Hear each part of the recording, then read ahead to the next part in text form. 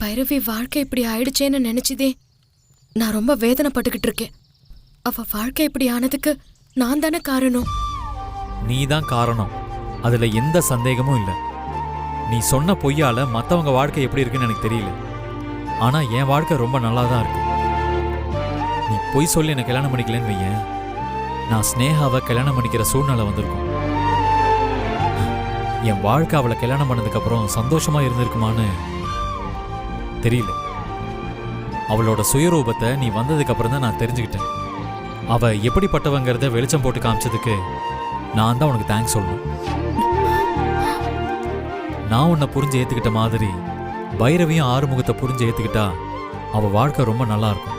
பைரவி ஆறுமுக மச்சான மன்னிப்பாலானே தெரியல. அவ மச்சான் மேல ரொம்ப கோவமா இருக்கா.